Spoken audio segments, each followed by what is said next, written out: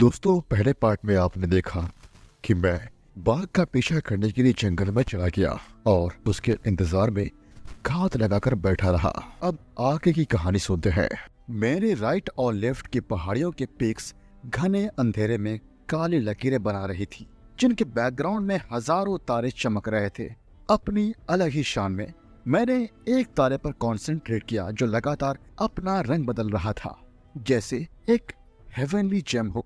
मैं अंधेरे में घूमता रहा और अपने दाएं और बाएं तरफ देखता रहा। अपनी सांस धीमी कर ली और बहुत धीमी आवाजों को सुनने की कोशिश की, पर कुछ सुनाई नहीं दे रहा था और न ही कुछ दिखाई दे रहा था। फिर भी एकदम से पूल के दूसरी तरफ से एक सांबर की आवाज सुनाई दी। ऐसा लग रहा था कि वह भाग रहा था। उसके दौड़ने की आवाज कुछ सेकंड में गायब हो गए, पर उसके अलार्म कॉल अभी भी सुनाई दे रहे थे। मैं अपने जंगल के इस दोस्त की वार्निंग के लिए शुक्रगुजार था, क्योंकि उन्होंने मुझे इजीली बता दिया था कि बाघ कुछ ही गज की दूरी पर था। सवाल यह था कि क्या उसने मुझे देख लिया था या फिर क्या वो मुझे देख लेगा।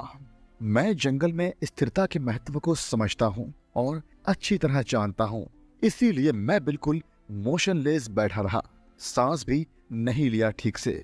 मेरी एक ही उम्मीद थी कि टाइगर की इमीडिएट अटेंशन से बचने की।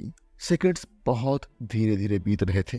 फिर मैंने अपने राइट साइड पे हल्की सी खराश की आवाज सुनी, जैसे एक पत्ता पलटा हो, और यह पूल की डायरेक्शन से आई थी। कोई हवा नहीं चल रही थी जो पत्ते को हिला सकती थी। मुझे पता था कि यह आवाज टाइगर की थी जो अंडरग्रोथ से गुजर रहा था और पूल के पास से अभी निकल रहा था और कुछ ही देर में मेरे पीछे से गुजरेगा। सांस रोककर मैंने ध्यान से सुना, पर और कोई आवाज नहीं सुनाई दी। मेरे इंस्टिंक्ट्स ने मुझे वार्न किया कि टाइगर मेरे पीछे झाड़ी में छुपा है।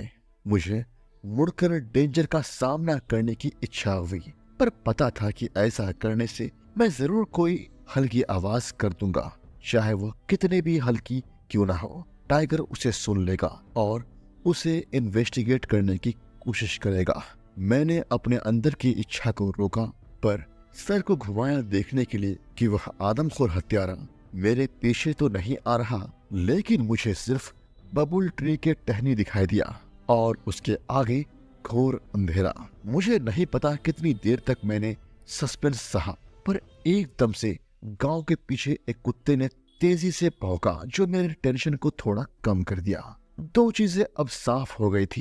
टाइगर ने कुएं से गुजरते वक्त मुझे नहीं देखा और आगे चला गया, ऑब्वियसली इंसान की तलाश में। दूसरा, यह टाइगर आदमखोर था, क्योंकि नॉर्मल टाइगर ह्यूमन हैबिटेशन के पास नहीं घूमते। उस वक्त मुझे एक बेवकूफाना ख्याल आया कि यहाँ रुकने से कुछ फायदा नहीं। अगर टाइगर को ह्यूमन विक्टिम नहीं मिला तो उसके पूल पर वापस आने के चांसेस कम थे। वह किसी भी डायरेक्शन में जा सकता था, और अगर वापस आया तो मेरे प्रेजेंस का पता चल सकता है उसे। मुझे नहीं पता क्यों मैंने सबसे ऑब्वियस चीज नहीं सोची, वहीं बैठना। लेकिन हैमलेट की तरफ देखते हुए मैंने सोचा कि हैमलेट की तरफ जाऊं और टाइगर को फेस करूं। यह प्लान गलत था। अगर मैं यही वेट करता तो अगर टाइगर पूल पे पानी पीने आता तो शायद मुझे एक आसान शॉट लेने का चांस मिल सकता था। इसके बजाय मैं चुपके से गांव की तरफ आगे बढ़ने लगा, लेकिन अंधेरे और झाड़ियों की वजह से प्रॉब्लम हो गई। मैं झाड़ियों में गिर गया और इतना शोर मचा दिया कि आदमखोर डर के भाग जाए या मुझ पर अटैक कर दे। कुत्ते पागलों की तरह भौंकने लगे और देखते ही देखते गांव के लगभग आधे कुत्ते चिल्लाने लगे। इतना शोर था कि टाइगर अपना असली इरादा पूरा करेगा या नहीं, यह डाउटफुल था।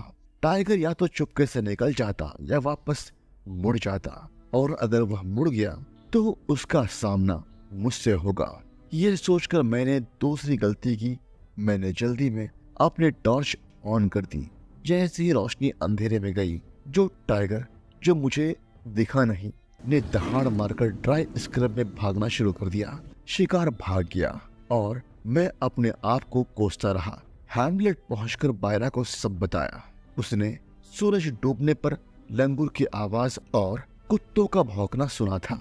जब टाइगर ने दहाड़ मार दी तब उसने रियलाइज किया कि मैन ईटर गांव में था और उसकी सरकास्टिक कमेंट थी, आपको क्या लगा कि आप खरगोश का पीछा कर रहे हैं? रात के 8 बज रहे थे जब मैं टेंट की तरफ चला गया जो मैं गांव के बाहर कटहल के पेड़ के नीचे लगाया था। मैंने छोटी ह्यूरिकेन लैंटर्न जलाई और चाय बनाई। चाय पीने के बाद मैंने टेंट का फ्लैप बंद किया, बेडिंग जमीन पर बिछा दी और लैंटर्न बुझा दी क्योंकि मुझे अंधेरे में सोना पसंद है। जल्द ही मैं सो गया। कुछ देर बाद किसी वजह से मैं झटके से जाग गया। जंगल में इंसान हमेशा सतर्क रहता है और जब मैंने आंखें खोली मुझे खतरे का एहसास हुआ। मैंने अपने राइफल को हाथ में पकड़ लिया जो जमीन पर रखी थी। 1 सेकंड के लिए मुझे कुछ सुनाई नहीं दिया। फिर हल्की खुरचने की आवाज आई जो टेंट के साइड से और नीचे से आई थी। टेंट के अंदर कुछ मूव कर रहा था। क्या यह एक सांप था? वो चीज मेरी बेडिंग के किनारे टकराई और कैनवास को खींच लिया। फिर मैंने कुछ नोटिस किया। पंजे।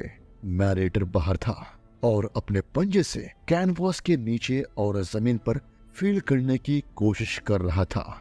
अपने शिकार को खींचने के लिए एक अच्छा प्लान था, पर फॉल्ट यह थी कि विक्टिम मैं था। खुशनसीबी से खतरे का एहसास ने मुझे टाइम पे उठा दिया था। मैं जल्दी से जमीन पर लेटकर राइफल खींच ली और उस जगह पॉइंट की जहां टाइगर होना चाहिए था और अपना हाथ ट्रिगर पर रखा। टेंट में बहुत अंधेरा था और मुझे टाइगर के एग्जैक्ट पोजीशन का पता नहीं था। मैंने अगले मूवमेंट का इंतजार किया और वो फिर आया और वह मोमेंट आया जब टाइगर बेड रोल को फिर से खींच रहा था। मैंने ट्रिगर दबा दिया। एक जोर का धमाका हुआ और मैं तुरंत उठा और .405 विंचेस्टर को अंडर लिवर से 2 और गोलियां अंधेरे में टेंट के कैनवास से बाहर चला दी। टाइगर की तरफ से कोई आवाज नहीं थी।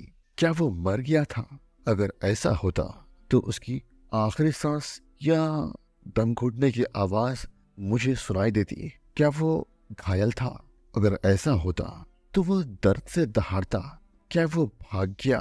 लगता है मैंने मिस कर दिया। यही वजह हो सकती थी इस चुपचाप साइलेंस की। मैंने एक और गलती कर दी थी। मेरी टॉर्च राइफल से लगी हुई थी। मैंने गोली चलाने से पहले टॉर्च क्यों नहीं जलाई?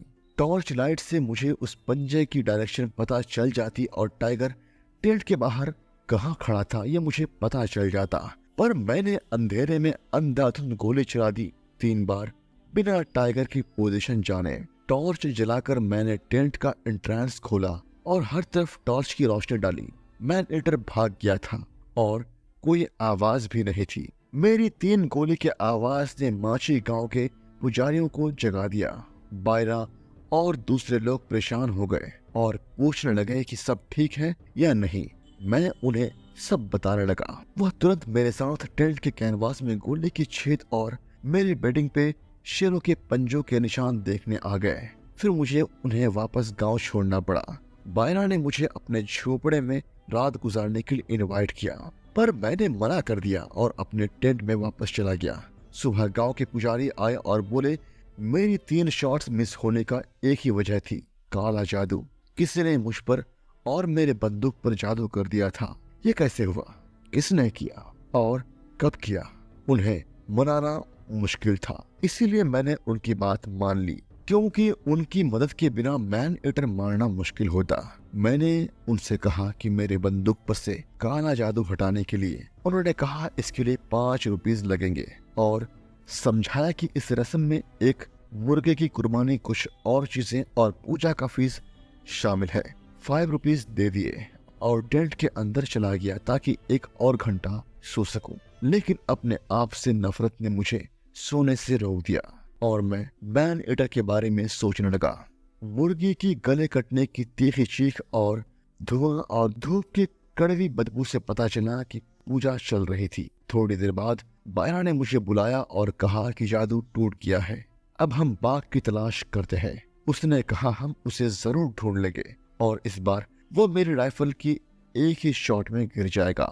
लेकिन पूजा पूरी नहीं हुई थी। बूढ़े पुजारी ने मेरी राइफल मांगी, उस पर रेड और व्हाइट मार्क्स बनाए और मंत्र पढ़े।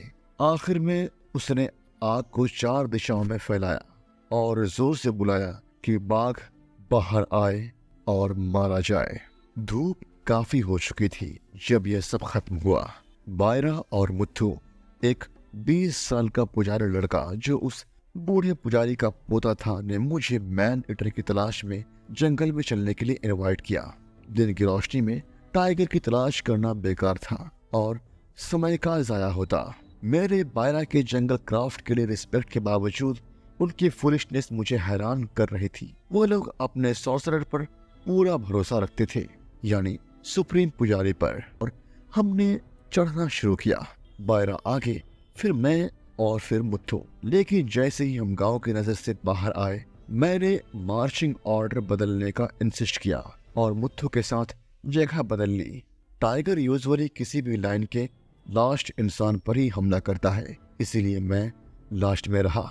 हमने नदी की तरफ जाकर लूज ड्राई सैंड में रिसेंट ट्रैक मार्क्स ढूंढने शुरू किए। पुजारी ने जल्दी टाइगर के ट्रैक्स ढूंढे। पूल के पास एक और फरलांग दूर तक उन्होंने ट्रेल ढूंढी, गांव से दूर जाती हुई। यह ट्रेल उस वक्त का था जब मेरी लाइट ने उसे अलार्म किया, यह बाद में जब मैंने 3 शॉट फायर किए। ट्रैक से पता चला कि टाइगर तेजी से भागा था, जिससे समझ आया कि वह डरा हुआ और घायल नहीं था। हम ज्यादा दूर नहीं गए थे कि रास्ता अचानक दाएं मुड़ गया और सीधा जलाशय के उत्तरी बैंक के हिल साइड पर चढ़ाई शुरू हो गई। मुझे याद आया कि यह वही डायरेक्शन थी जहां से मंकी वॉचमैन ने पहली बैच के लंगूर्स के साथ बाघ के हिल से उतरने की अलार्म दी थी। अब बाघ वापस वही रास्ता ले रहा था। बहुत चांसेस थे कि उसका लेयर यानी उसका अड्डा उस हिल के ऊपर किसी केव में था या फिर कुछ दूर किसी माउंटेन स्लोप पर। इस डिस्कवरी के साथ कुछ प्रॉब्लम्स आई। जैसे ही हमने बैम्बू के लो लेइंग बेल्ट को पार किया, जमीन सख्त और पथरीली हो गई। पत्थर और छोटे पत्थरों के बीच स्पेयर ग्रास उग गए और पग मार्क्स के सभी निशान कंप्लीटली गायब हो गए। दोनों पुजारी जो वुड क्राफ्ट में एक्सपर्ट थे, जल्दी ही पूरी तरह से कंफ्यूज हो गए। वह छोटी छोटी सर्कल्स में घूमने लगे, ट्रेल ढूंढने की कोशिश करते हुए। कहीं बायरा और फिर उसका यंग कंपेनियन एक टूटी हुई घास, उल्टा पड़ा पत्थर देखते जो दिखाता था कि टाइगर किस रास्ता गया। लेकिन यह ज्यादा देर तक नहीं चला और बहुत जल्दी उन्हें रुकना पड़ा। पहाड़ पर बाघ के चढ़ने के अलावा हमें उसके वेयर अबाउट्स का और कोई इंडिकेशन नहीं मिला।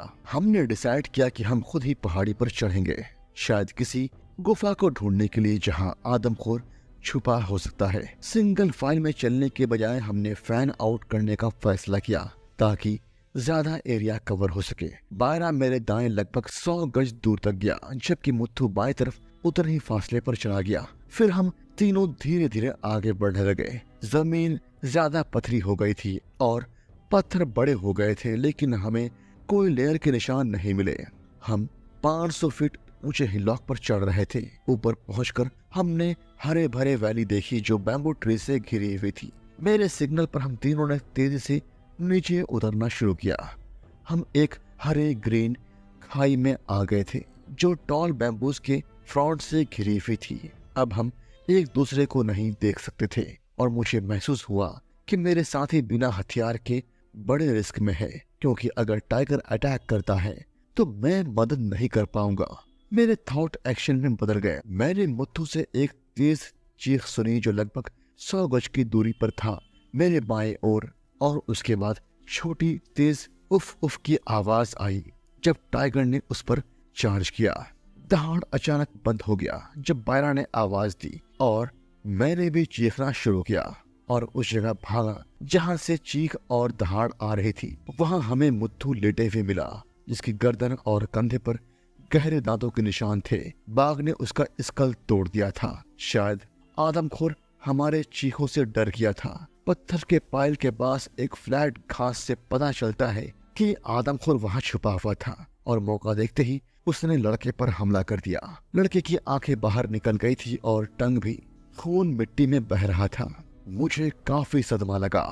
मैं अपने साथी की तरफ देखा, वह भी बहुत इमोशनल हो गया था, लेकिन दोनों ने कुछ नहीं कहा। हम अपनी लापरवाही को दोष दे सकते हैं, खासकर मैंने घड़ी देखी 11 बजे थे और काफी गर्मी लग रही थी। शौक से उभरने के बाद मैंने कहा, तुम इतना श्योर थे कि हम उस पूजा के बाद शेर को मार देंगे? लेकिन उसने हम में से एक को मार दिया।